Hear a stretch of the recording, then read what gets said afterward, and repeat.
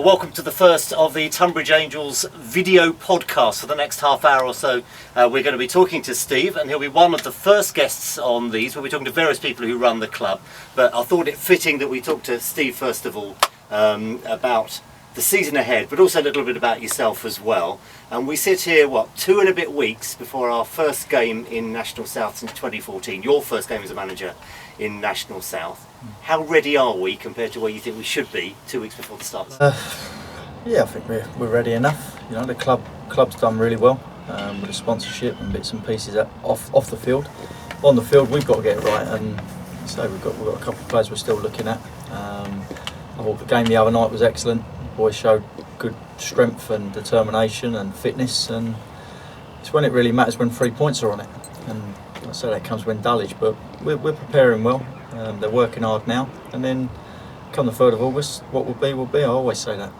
You took the decision to offer nearly every member of last year's squad a contract. I seem to remember a manager saying to me the mistake he made was I was too loyal to my promotion winning side. How did you cope with that dilemma in the summer? I spoke to a lot of other experienced people that have been in the situation before, and I already had in my mind I was going to offer them it, because I felt after what they went through last year, the good times at the start, the bad times, and they stuck with me.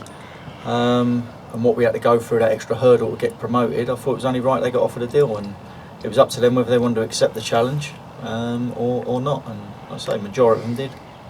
Well, I've got Wink and Jim alongside us as well. We're all going to be talking to you for the next half hour or so. Jim? Yeah, Paddy Power, the well-known bookmaker, I think, at least certainly the other week, had put us as favourites to go down straight away, I think, with Hungerford Town. That's a positive note to start with. Absolutely, absolutely. How do you react to that?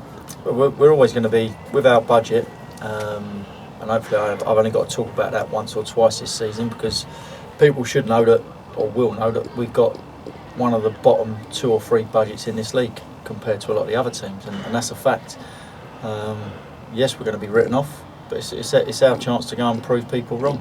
You know, last year weren't guaranteed promotion. People weren't talking about us because we finished 11th of the season before, and we proved a lot of people wrong last year.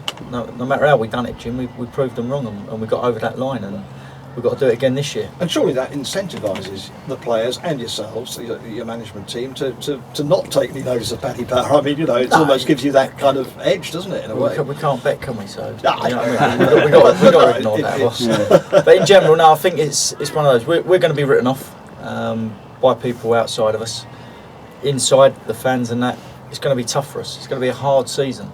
But the hard season in terms of us trying to get promoted, that's not going to happen unless there's some major miracle that we'll strive to do.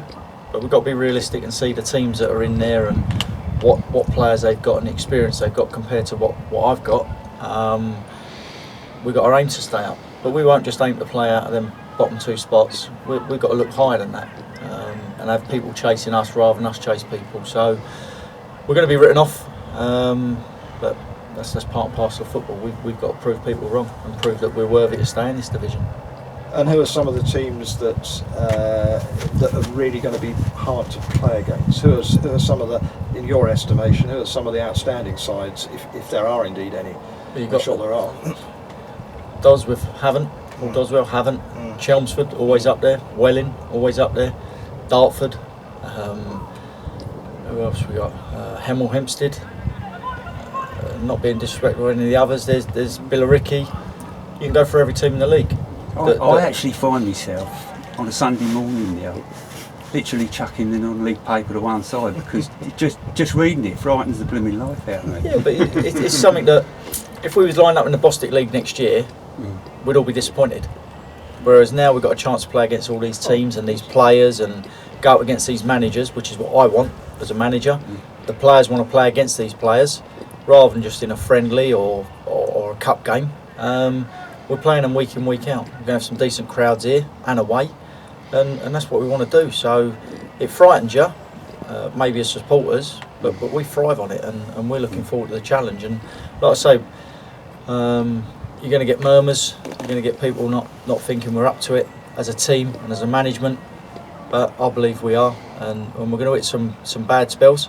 We're also going to hit some good spells, and again, like last year, we enjoyed the good times. and just reflect and learn from the bad times. Yeah, this would be your first experience as a national self-manager.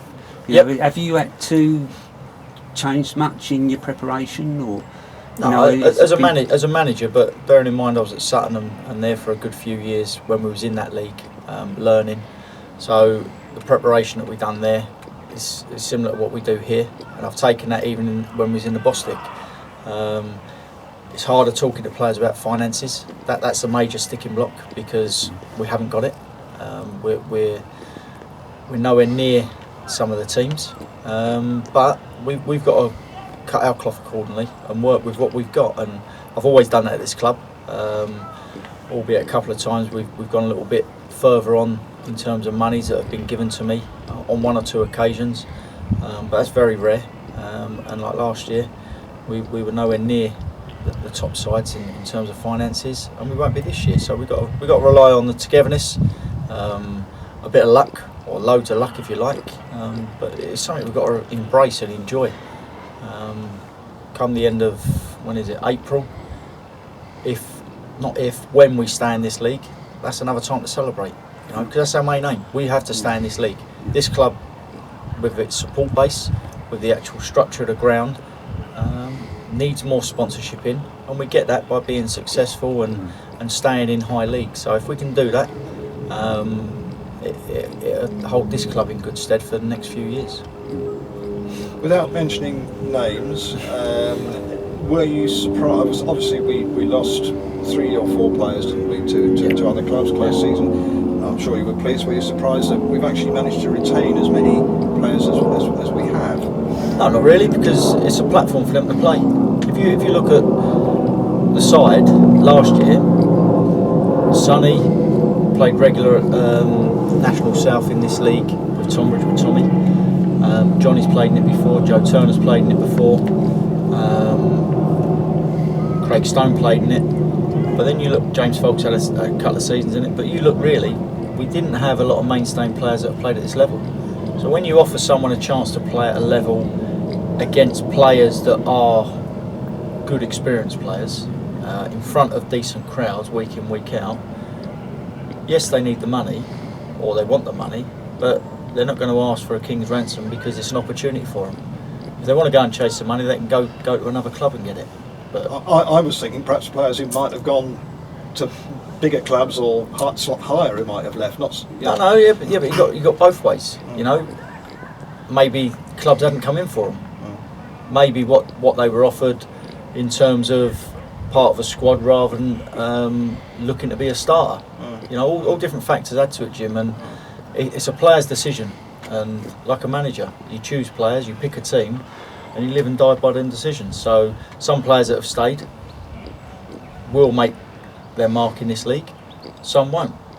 It's just the way of football goes. What we do hear from them in Matt's interviews so often is they say this, and you have to take them at their word. It isn't so much about the money, they just love this club. Yeah, they do, and I sell it to them because, one, they get paid, and there's never any problem with their money, which is a great thing for a player to know, and a manager, because you're not always arguing with the directors and with the chairman about when the wages are coming. That's a main thing, Also, the support base, playing in front of 300, 400, 500 people every week, that's better than playing in front of 100. That helps. The pitch is good. We try and do things professionally for them, as professional as we can, 2 nights a week, and they buy into that, and I think the togetherness we've got, I don't think there's anybody that's gone away from this club and this changing, or at my changing rooms, and had a bad word to say about us, as a staff or as a club, and that speaks volumes, and that's players that have been released or players that have decided to move on, and that speaks volumes for the players' togetherness, volumes for my staff in terms of the way they work with the players, and we're honest. Every player loves a bit of honesty. There's no point in me telling someone something and then going back on my word. So I think a lot buy into that when I meet them, that I'm honest with them, and they've had bad experiences somewhere else where someone's told them they're going to be honest. They do their homework as well to make sure that I'm not pulling wool over their eyes, and that's where it goes from there, and that's why they come and join us. How do you assess a player's character in that situation when you've seen a player and you decide, actually, he's a good player, but then you need to know that that character's going to fit in the dressing room. How do you actually assess a character? I know what the dressing room's like, and it's unforgiving at times. Good and bad. Good and bad. And that's where a change room should be. I was brought up on that method, and if players can't take criticism and can only take the praise, then they're not going to be a good footballer in terms of a team player. It's a team sport, so you have to take the good with the bad. And when I meet players and they talk about what they want to achieve in football and what the club's ambitions are, before they start thinking about money, that's a tick in the box straight away, and you know they're going to work in your changing room and fit in your changing room. And to be fair, like I say, I've probably had one or two that want to speak about money first in all the time I've been here, which at the end of that 15-20 minute, half-hour meeting with them, it's gone straight over me head. I'm not interested, because I want to know what they want out of football rather than how much they want out of football. How much easier or harder would it be to find out about the opposition? Because managing in the same division for 5 years, you probably know most of the players who came up against last year. Yeah. Is it going to be harder this year, or is it actually easy to get information? No, we've had a good scouting network in terms of games being watched, players being watched from lower to higher leagues. That's how we got Luke Allen. You know, Luke Allen was playing at St Albans and Hemel, and I managed to get him because he wasn't playing, and managers didn't feel that he was up to that level. He come in here and everyone knows how good Luke Allen was. You know, it's unfortunate that he wanted to kick on. We couldn't keep him, and he went and played at high level, got promotion, played in the conference last year, and I watched him 2 or 3 times last year, and he was excellent. Now he's gone to Dartford. So you've got to speak to managers. Then you've got to wonder why the player ain't playing. Is it that manager's cup of tea? But we've got people that we'll have someone watching every game for us in terms of a proper report done, like we did last year, and that helps us. And then it's over to the players. When you give them the information, like marking players, you can't stop someone scoring, a centre half scoring against your team if they're not being marked. But the players are given that number to start with. So every bit of information will be given to them through the homework we do. You know, we'll be watching games, we'll be watching videos. So there's so much that we do that people don't see. The analysis that James does, it's frightening what we do as just a part-time club, but we want to be the best we can on what we've got. And like I say, the club help us as much as they can, but we have to do the extra ourselves. Otherwise we're just going to turn up, put a training session on, turn up for a game, don't know nothing about anyone apart from a little bit of hearsay, and you're on nothing. So the thoroughness that we put into it is more than people could probably expect. Is that something James is a particular specialist in? Because he's, in addition to your coaching staff, he's replaced Jasper. James is very good at it. He's very good at the video stuff. He'd done it when he was at Wimbledon. He'd done it when he was at Palace. But yeah, he's good at that. But he's also a very good coach. But we all add into the bits and pieces that we need to. You know, match reports. We go through it. Everyone gets one. We all have a look at it. You know, we identify their strengths and weaknesses from the report. Then we look at a video if there's one available to see if that report is what that says. Speak to other managers, you know. So everything's done as much as we can leading into that game, like it was last year. Well, we're going to take a little bit of a break now. In a moment, we're going to talk to Steve a little bit about the man himself. If there's anything you haven't learned about Steve in the last 5 years, hopefully we'll teach you something. But in the meantime, just enjoy some of the highlights of last season.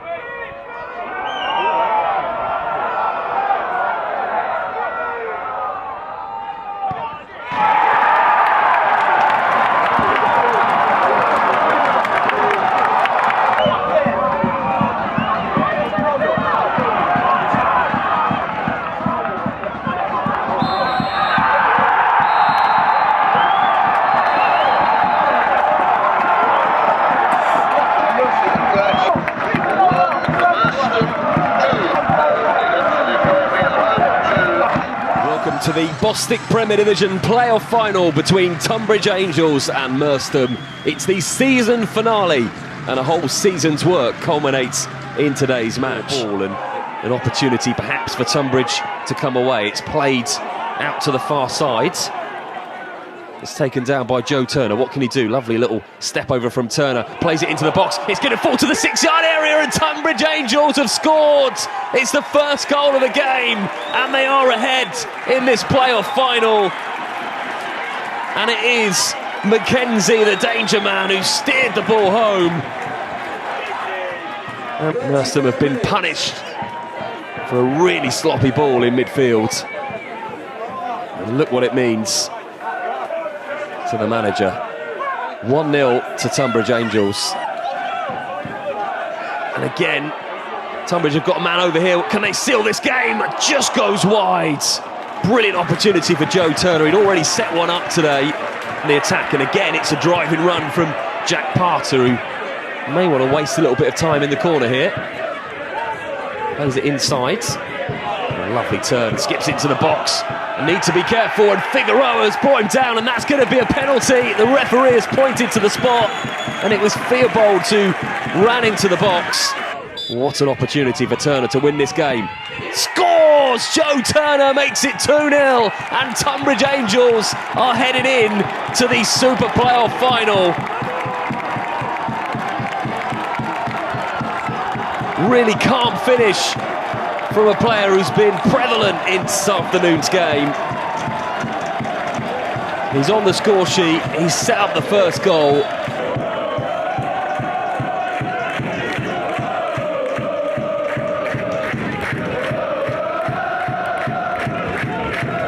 The question is, how long is the referee going to let this game go on? We are over the allotted added time, and the referee has blown the final whistle, and it is Tonbridge Angels who confirm their place in the Super Playoff final. Delight on the bench, the management staff, and the manager, Steve McKim.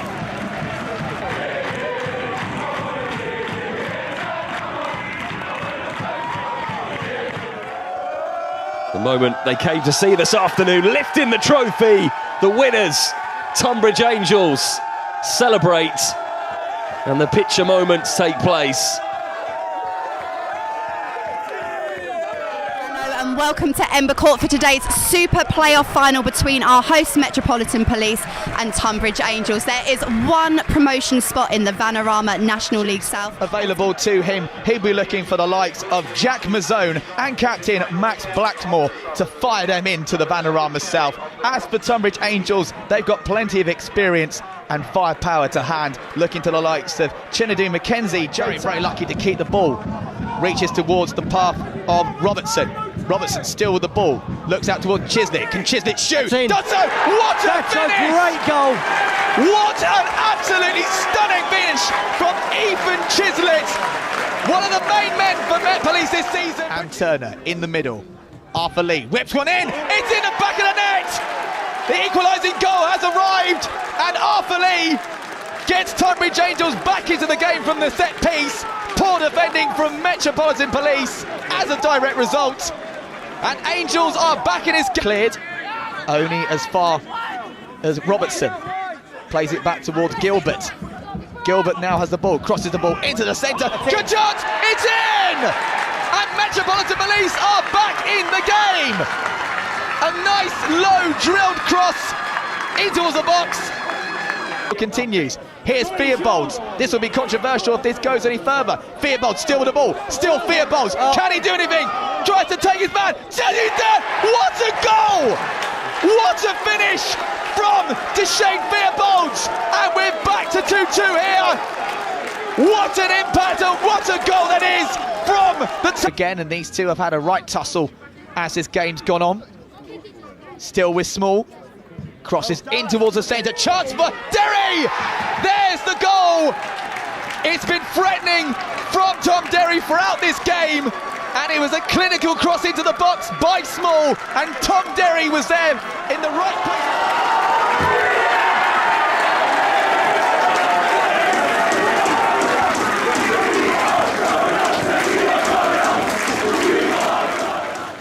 Well, this is the first of the Angels video podcasts. Steve McKim, the manager, our appropriate guest for the first one. And Steve, I know that during the summer it's a busy time for you. You've had to assemble your squad as a part-time manager whilst also fitting in the busiest 2 weeks of your working life as a taxi driver. Yep. Anyone good in the back of your cab last week?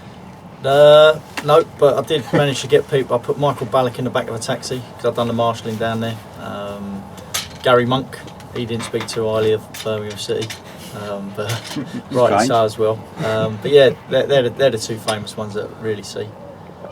How do you then manage? Those 2 weeks are really important from a professional point of view, but it's a crucial time here. Do you just leave it in the hands of your coaching staff here, or do you try and sort of burn the candle at both ends? Me and Barry played together years ago, and I trust him. All the staff really, so I'll let them get on with it. You know, we do sessions beforehand, meet for a few pints, and write up the sessions what we're going to do.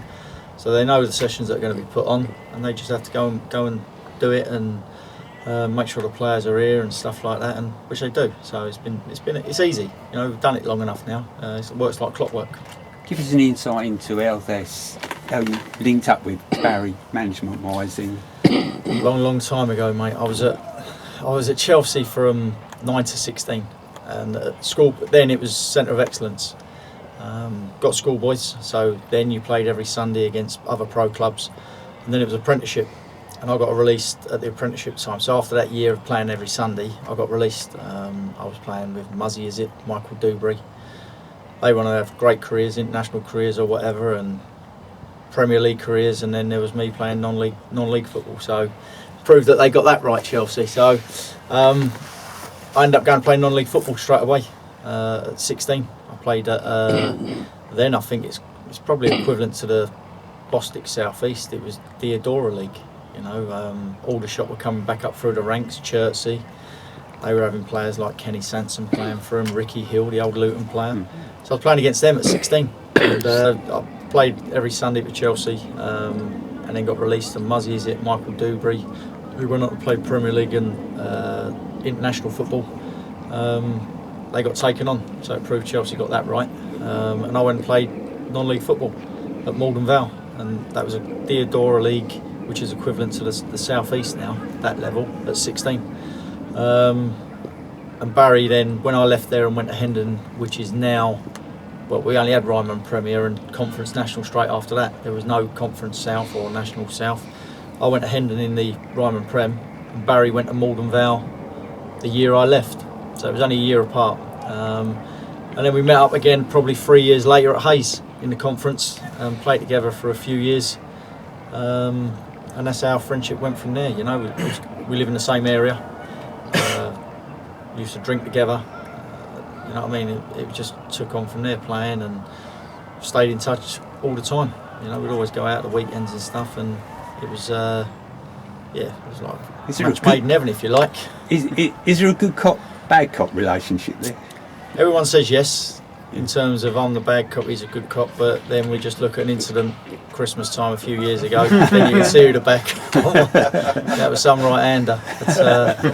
That's in the past now, so like I say, it's we both fly off the handle when we have to, and we're both calm when we have to. You know, it works. You know, if I'm got a headache and want to have a rant and rave, he's the one that calms everyone down, and vice versa.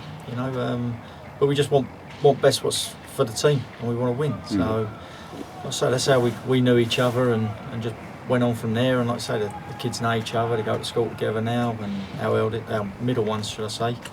That's it really. That's how we do it. And good friends. We touched on the 2-week taxi business, but obviously you are a full-time black cab taxi driver. Yeah. How on earth do you fit that in, generally speaking? Forget Wimbledon for a minute, but how do you fit that in with all the work that you do at this club? There can't be enough hours in the week for you, surely. No. And your family as well. Yeah. I know you follow your sons and their pursuits and all the rest That's of it. My daughter's cheerleading, the boys are playing football. How do you... My wife does a lot, Lisa, she does a lot. She does a lot of it, and she takes a lot of the pressure off me. But in terms of the football side of it, me and Barry got the best jobs in the world to be a manager and assistant manager, because I drive about in a cab, got my headphones on, I can speak all the time, and he works for the Queen. He's a postman. So he's on his phone while he's delivering the letters and doing his rounds and stuff like that. So we talk constantly, and it's easy. If we're in an office, it's totally different. You know, you got to find your lunch hour or your little break here and there, or try and 5 minutes to make phone calls. But I've known you after evening games sometimes, or even Saturday games, going off for nights and stuff. Yeah, like I do. Yeah. It's sometimes it's better if I do go to work, because if we've had a bad result, I can sort of like be a little bit rather than take it home to the family. And I take it personally. Not so much now, but I used to take it very personal. Comments I used to get and stuff like that, and I used to go home and maybe not that Lisa would let the family have the brunt of it, because she'd slap me down straight away and tell me like it ain't worth it. But going to work just gives me that extra few hours, and then Sunday morning up for the football, and away we go. But I do have to work sometimes on a Saturday, well, mostly on a Saturday, because it's the way the job works. So it's not like I'll be up at, I don't know, 10 o'clock in the morning, go to a game, do what I do, get the headaches I get from players, from results, from fans, go in the bar, have a drink, try and forget about it, and then I have to go to work, and then I'll be in probably 1 o'clock in the morning. I sense that all your families have really bought into this club. Barry's family and your family, all of you, love this club. This is a big part of all your lives. Yeah, but as every club I've been at, well, most clubs, you know. Gravesend, I was there for a good 5-6 years, you know, and that was when the family started to get involved. You know, when Elliot was born, so that's how long ago it was. 17 years ago. Makes me feel old, but he's Elliot. We won the league, and he was there at Bedford. You know, he was born in the April, a few weeks old, and he was there to see us. He wouldn't know about it, but he was there when I celebrated. And then went to, that was 5-6 years, couple of years at Margate, then Sutton for another 6 years, and now I'm in my 6th year here. So I don't exactly go from club to club to club. You know, I try and get my roots set down, enjoy it, try and embrace what the club's all about, and buy into it. And if I can buy into it, I can sell it to other people, and it seems to work so far. What's changed the most about this club since you came in 2014? I think at the start, and I know it was the way that it was going, players were eating and drinking separately to fans. Again, I don't know the relationship fully about what was going on. It wasn't my business. But a lot of clubs done that. We done it at Sutton, but a lot of us went in the bar after. And I feel that no matter how much stick you get, it's only a minority, which I've come to find, and the rest of them are with you. So why are you separated from them when you're having a drink and something to eat? You know, they come to watch you and support you, and you've got to be part of them. And that brings a club closer together, in my opinion. And I think over the last, since I've been here, you know, I made that change straight away, and the players ate in the bar, and they had to stay there till 6 o'clock. It's a given thing by a lot of clubs, but I made sure it was done here, and it hasn't changed. And that's why you get the camaraderie in the bar afterwards. You know, supporters won't go up to players and tell them that they had a bad game. You know, they'll have a chat with them, but they won't go and say you was terrible today and stuff like that. You won't get the abuse that maybe sometimes you get on the pitch. So it's a nice environment to go into, and I say the players love it. I want them to have a drink and stay together, and it gives you the togetherness in the bar, in the change room afterwards, and on the pitch. And that's one major thing that changed when I come in. And just in general, it seemed like, I believe we played here, didn't we? We played VCD and won 4-1. And then we only got smashed 4-1 at Peacehaven. So everyone's celebrating and thinking it's a new turn, and then we go and get bashed up at Peacehaven 4-1. So it was a good few days that. But yeah, I just think because of a relegation, what you got to do is you got to try and put smiles on people's faces. And I think that first season, even though we were staring relegation, and the board helped me out massively towards the end of the season. That's when I say about the budget. They then managed to try and get together, well, they did get together and got me Mitchell Pinnock, Billy Medlock back, and Nathan Elder. And then all of a sudden, we stayed up. But the excitement of that last bit, if we got relegated then, it would have been a travesty. But because we stayed up, it was like winning the league, in my opinion. Because again, what I was working with that people don't know, the stuff we had to do behind the scene, it was for a first job in management, God dear, I wouldn't wish that on anybody. Well, you had to build a completely new side, didn't you? A whole new side with and I will say pennies. Yes. I will say pennies, and the board know that. But I knew what I was getting into. I knew what I was taking on, and I say when it was needed, they all stepped up to the plate, and they kept us up. The players did, but if they hadn't met me at the Beefeater down the road there is Hildenborough, if they hadn't met me there and when I asked for it and that they gave me what I needed, we wouldn't have stayed up. And like I say, I've got to be thankful for them because they're the ones that done it. Knowing all of that though, what actually sold this club to you in the first instance? Obviously I know that you had to actually sell yourself anyway to the club, but what sold the club to you? I just felt I've played here plenty of times. You know, we had plenty of battles in midfield, plenty of tear-ups, and that was part and parcel of the game. But it's a good club. You know, when I met with the board, it was very friendly. You know, it weren't as if you're going into an interview as an unknown manager where they're sort of like dismissing you. They asked for my ideas. I gave them everything that I'd written down. I believe I come across well. That's why I got the job, and it was one of those. It was my first step into management, and I thought, what better place to come than being a manager in front of 3,500 people on the back of a relegation. We knew we'd still get them fans, and that's what you want. You don't want to be. You want some support. You don't want to be going to clubs where you got 50 people in your first management job. I don't anyway, and I didn't. So this ticks all the boxes, and lucky enough, I tick the boxes for them. What's changed most about you in 5 years? I've calmed down a bit in the last 6 months. Don't take everything to heart like I used to. You know, I'm passionate about my football, like everyone is, and it hurts when I don't do well. It hurts even more when my players don't do well, and it hurts when the club don't do well. So, like I say, I went through, and every manager does it, every coach does it. You go for a really dark, barren spell, and I've done that. I've done that November, December time, and if I didn't have my right-hand man Barry, the players, and my wife's like basically supporting me, as well as other people outside of that, you know, it could have been totally different. It could have been totally different, but stuck with it, and we're here to tell the tale that we got promoted and we're playing at a higher level against higher opposition. As I say again, with bigger crowds, which will help the club. Just an exciting time for Tonbridge Angels. Would you say you're as much a football fan, or can you not watch a game as a fan? Are you always looking at a game as a manager now? No, I like watching all sorts of football. You know, all levels, and Chelsea's my team. I like watching them, but I wouldn't say that it's the be-all and end-all. You know, if there's any game of football on, it's on in the house. We'll all watch it. My wife loves her football, so we'll all sit there and watch it. All Chelsea fans, or do you all differ? All Chelsea. But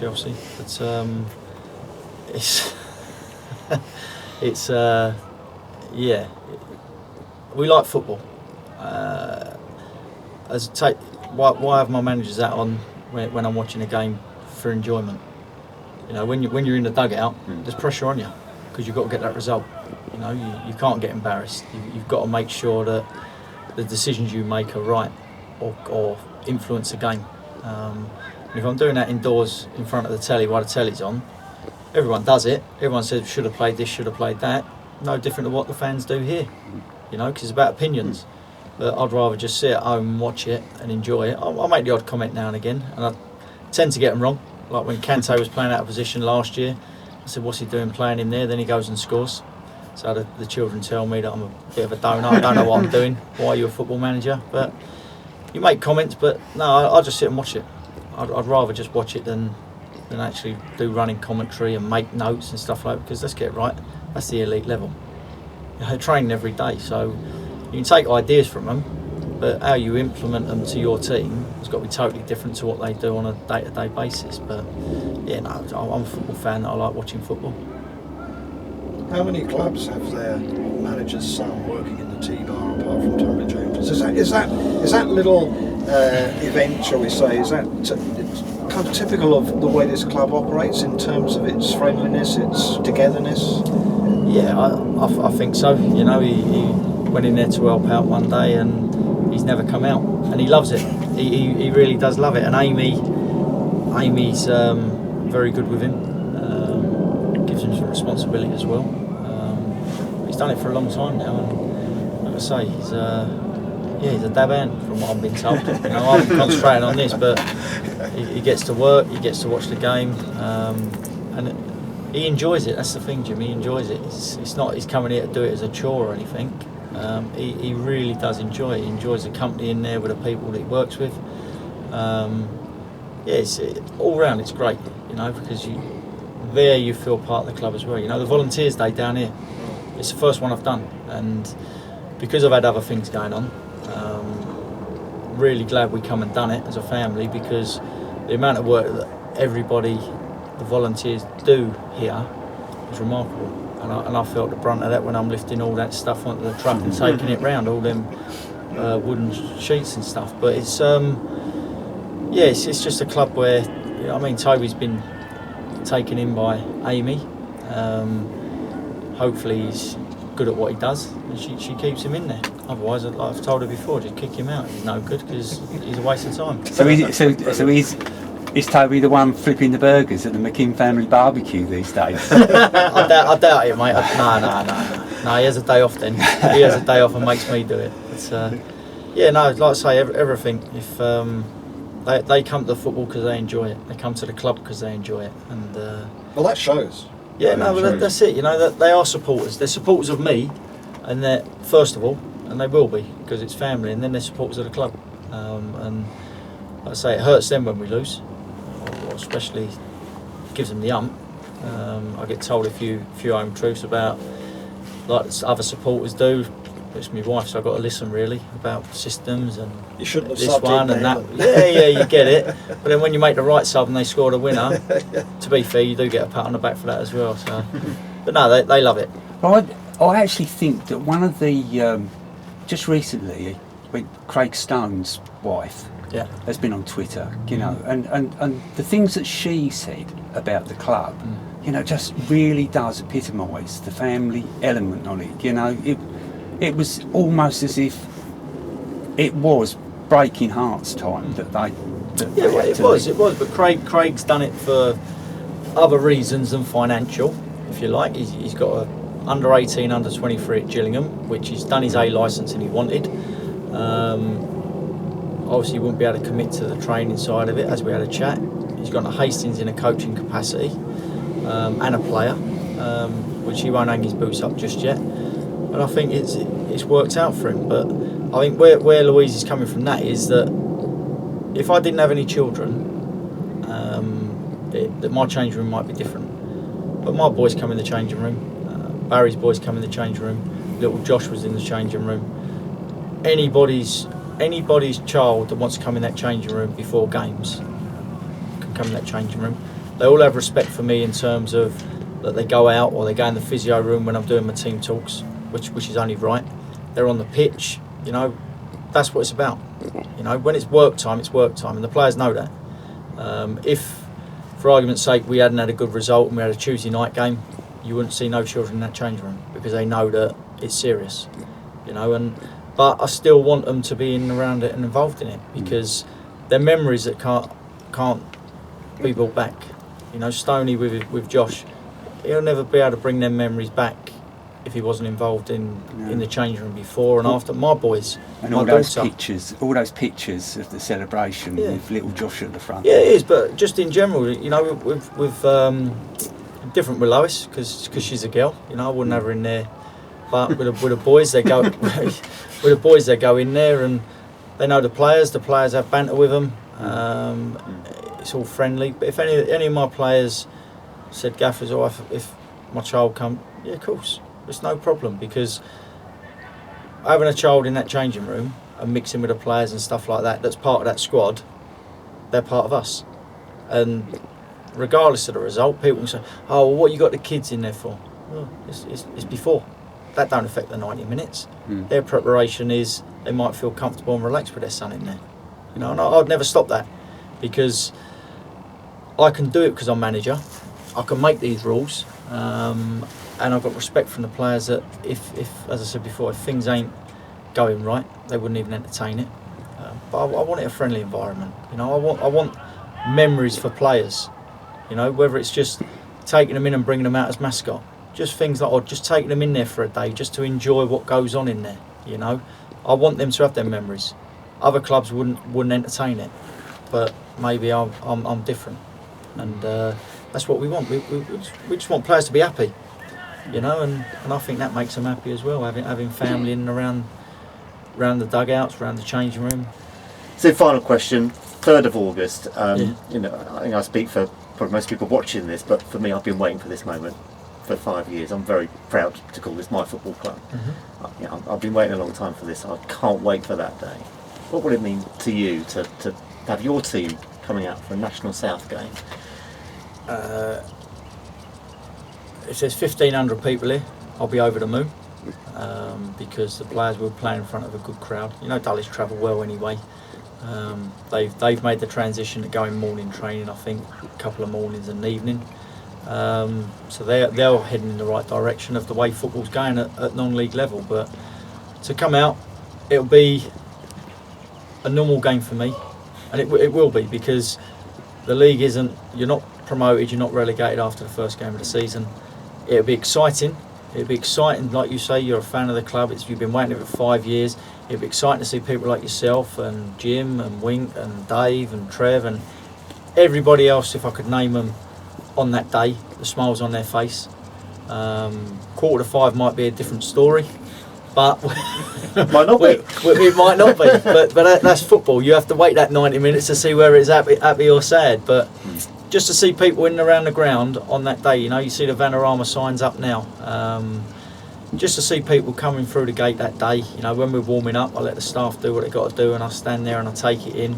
I have my thoughts, think about what's going on, but I also look around to see the crowd and see it come in and the vibe going about the place. And I say, towards the end of last season, after Christmas, it was tremendous here. You know, it was buzzing. We had a couple of hiccups, but it was absolutely flying here. And the last 2 games topped the Mercer. Well, I'd say Haringey. Haringey was unbelievable. Out of all the games, I know we got promoted on the other 2, but out of all, Haringey was the best night that I've probably had here at the football club in 5 years. It meant something that we got through at the final, but just the pressure we was under, the support we had, it was remarkable. And if I can get that sort of vibe back here on that first game and continue it, I say there'd be some rocky roads, but continue it, it'd just be a pleasure to watch people, you know, because you're the heartbeat of this club. All you fans and all the volunteers, you're the heartbeat. You know, the players go out, they get paid to go and play. We get paid to manage, but in general, players come and go, managers come and go, but the supporters stay, regardless what league you're in. And it'd just be a buzz to see these faces come through the gate, smiling, happy, enjoying, and hopefully we can give them the result at the end to get 3 points. So Steve, thanks very much indeed for your time tonight. We really can't wait for that first day of the season. Jim, thank you very much. Of course, we'll have highlights here on Angels TV of that game, but you won't get a better view other than actually coming here 3rd of August. Let's pack this place. It's going to be a fantastic occasion. Thank you.